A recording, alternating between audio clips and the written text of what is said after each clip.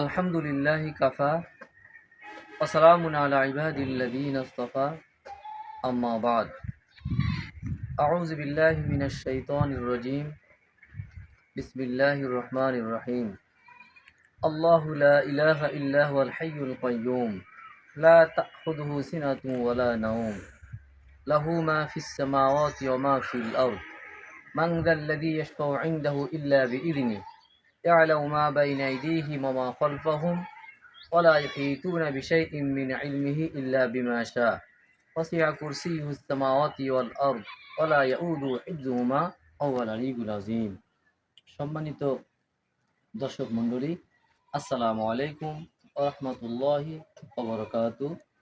আমি আজকে আপনাদের সম্মুখে আয়াতুল কুরসির সাধারণ অর্থ এবং এর গুরুত্ব এবং তাৎপর্য নিয়ে আলোচনা করার চেষ্টা করব ইনশাআল্লাহ।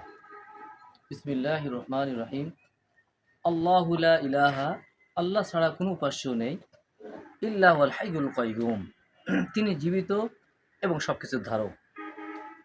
লা তাখুযুহু সিনাতুন ওয়া লা নাওম, তাকে স্পর্শ করে না তন্দ্রা এবং নিদ্রা। লাহু মা ফিস সামাওয়াতি ওয়া মা ফিল আরদ, আসমান এবং জমিন একমাত্র তারই।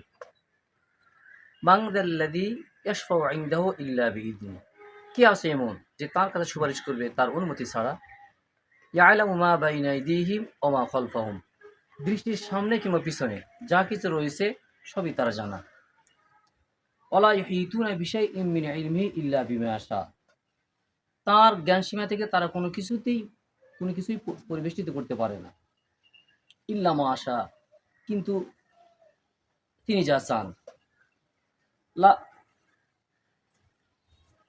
ওয়াসিয়া কুরসিয়ুস সামাওয়াতি ওয়াল আরদ, তার সিংহাসন সমস্ত জমি ও আসমানকে পরিবেষ্টিত করে আছে। ওয়ালা ইয়াউদু হিফযুহুমা, আর যেগুলো ধারণ করা তার পক্ষে কঠিন নয়। ওয়া হুয়াল আলিয়্যুল আযীম, তিনি সর্বোচ্চ এবং সর্বাপেক্ষা মহান। সম্মানিত দর্শক মণ্ডলী, এখন ফজিলত নিয়ে আলোচনা করার চেষ্টা করব ইনশাআল্লাহ। মুসনাদে আহমদ গ্রন্থে বর্ণিত আছে যে রাসূল করিম সাল্লাল্লাহু আলাইহি ওয়াসাল্লাম এই আয়াতটিকে সবচাইতে উত্তম বলে উল্লেখ করেছেন। রাসূল করিম সাল্লাল্লাহু আলাইহি ওয়াসাল্লাম উবাই ইবনে কাবকে জিজ্ঞেস করেছিলেন যে পবিত্র কোরআনের কোন আয়াতটি সবচাইতে বড় এবং গুরুত্বপূর্ণ। হযরত কাব রাদিয়াল্লাহু আনহু বললেন আয়াতুল কুরসি। রাসূলুল্লাহ সাল্লাল্লাহু আলাইহি ওয়াসাল্লাম সমর্থন করলেন এবং বললেন, হে আবুল মানার, তোমাকে এই উত্তম জ্ঞানের জন্য ধন্যবাদ।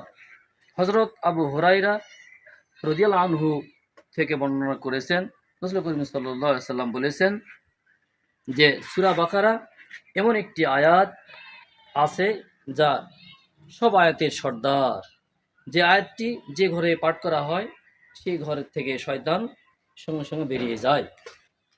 নাসাই শরীফে উল্লেখ আছে যে যে ব্যক্তি 5 ওয়াক্ত সালাতের শেষে আয়াতুল কুরসি নিয়মিত পাঠ করে তার জন্য বেহেশতে প্রবেশের পথে একমাত্র মৃত্যু ছাড়া অন্য কোনো অন্তরায় থাকে না। সঙ্গে সঙ্গেই ফলাফল এবং আরাম-আয়েশ উপভোগ করতে শুরু করে। তা আল্লাহ রাব্বুল আলামিন আমাদেরকে যেন 5 ওয়াক্ত নামাজের পরে যেন নিয়মিত আমরা আয়াতুল কুরসি আমল করে যেন আমরা জীবনযাপন করতে পারি, এই তৌফিক আল্লাহ সুবহানাহু ওয়া তাআলা আমাদেরকে দান করেন। আল্লাহুম্মা আমিন।